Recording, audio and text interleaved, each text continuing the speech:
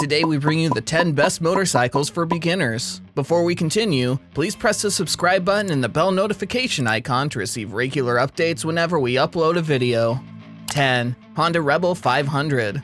The Honda Rebel 500 is a small and straightforward motorcycle. Because of this, it excels as a city bike. It is simple to maneuver in small places, and you may lane split like a scooter. The engine runs well. The 45 horsepower parallel twin engine is the same one that powers the whole CB500 series. But enough is enough. On the highway, you may comfortably ride it at 130 kilometers an hour, and the top speed is 160 kilometers an hour, sufficient for a beginner's bike. It looks better with the front cowl covering the headlight in particular. The fork covers are attractive and the LED turning lights appear better. An improved Rebel 500 is now available. The riding position is excellent and natural. Everything is in the proper place and the ergonomics are superior. However, the clutch cover is directly close to the right leg.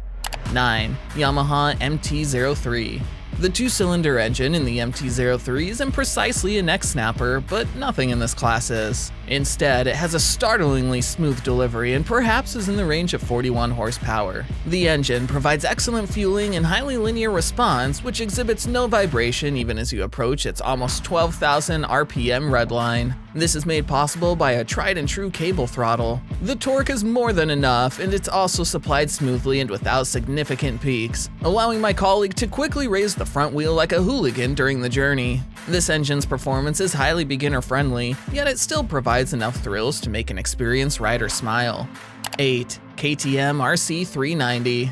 There are several benefits to riding a slow bike quickly, even more about riding a sluggish bike that can accelerate rapidly under the right circumstances. And the cycle we have in mind here is the 2022 KTM Rc390, which is perhaps the greatest baby sport bike available at an affordable price. The RC could be the greatest entry-level race bike available since it is light on its feet, simple to ride, and cheap, with a starting price of $5,799 for a new rider. The 373cc single-cylinder engine from KTM is the foundation of the RC, which also has a host of high-tech rider assistance technology. Improved engine mapping, throttle maintenance, multi-setting spin adjuster traction control, cornering ABS, and a supermoto ABS option are all features of a new ride-by-wire system. 7. Honda CB300R.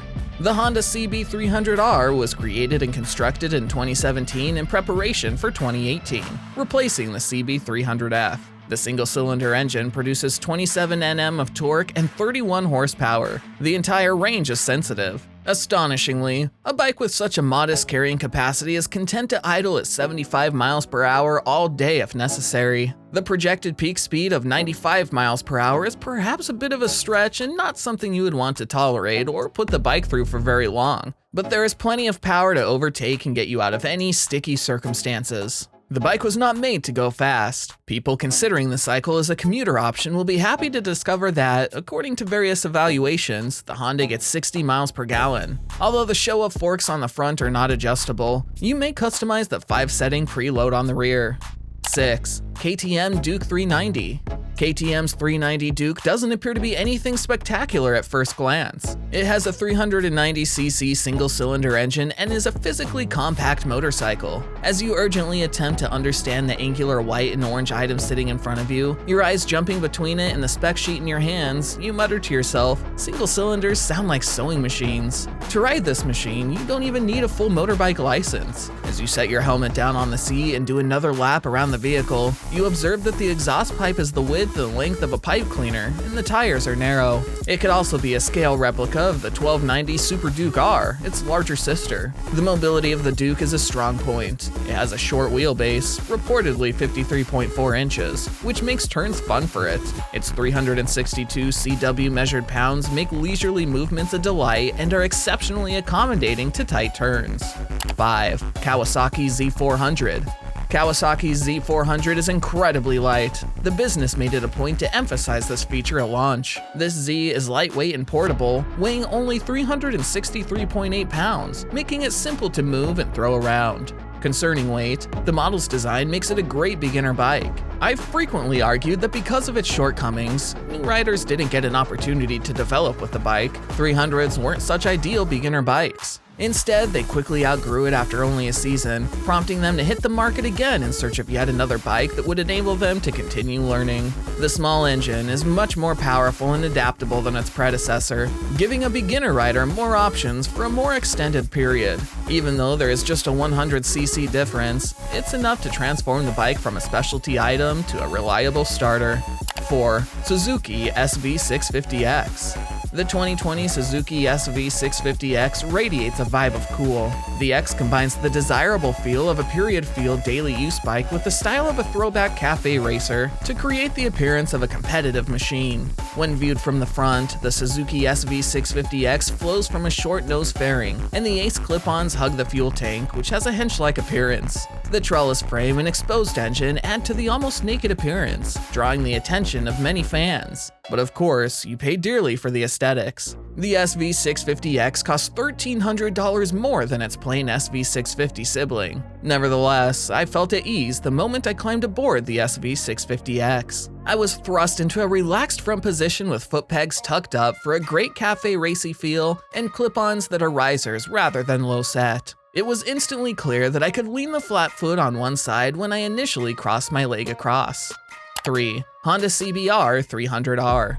The Honda CBR 300R is an entry-level sport bike that is the immediate successor of the CBR 250R, a model produced from 2011 to 2013. The CBR 250R and Ninja 250R were direct rivals, and both had solid sales and widespread popularity. Honda likely increased the single-cylinder engine of the CBR 250R from 249 to 286cc by adding a longer stroke in reaction to Kawasaki's Ninja 300 and anticipation of other rivals possibly releasing larger engine versions. As a result, the CBR 300R once more took second place to the Kawasaki Ninja 300, just like the CBR 250R and its single-cylinder engine did when compared to the Ninja 250R. Both engines were roughly the same size, but the Ninja 300 featured an additional cylinder, which allowed it to rev faster than the CBR 300R, which it did, which resulted in more power being produced, 35 stated horsepower as opposed to 30 for the CBR 300R.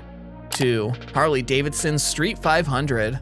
A 494cc, 30 cubic inch liquid-cooled Revolution XTM V-twin engine powers the Street 500. The 60-degree V layout of the cylinders, as opposed to the conventional 45 degrees, and the fact that this engine is liquid-cooled rather than air-cooled are the two most considerable alterations mainly designed for the Street 500 and 750 series. These two drastic deviations from tradition will offend Harley purists, but they offer dependability, smoothness, and excellent torque delivery, all qualities that help novice riders get comfortable. The Street 500 has a great appearance and excellent entry-level motorcycle performance when parked next to its competitors. Compared to most cruisers' more typical extended legs, forward control, and posture, the riding position is more upright and conventional. Even taller riders could find it a little uncomfortable. However, most novice riders love this rider shape's highly natural and comfortable posture. 1. Kawasaki Ninja 400.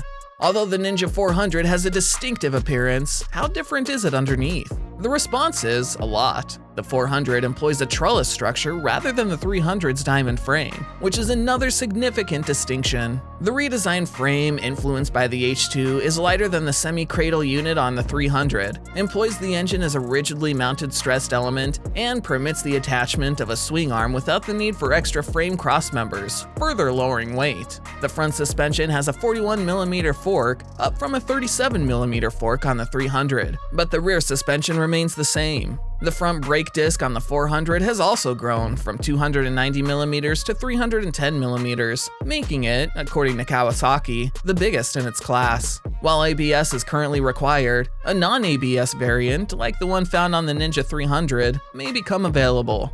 Thanks for watching the video. Comment down below which part you like the most, or click on the thumbs up button if you like the video.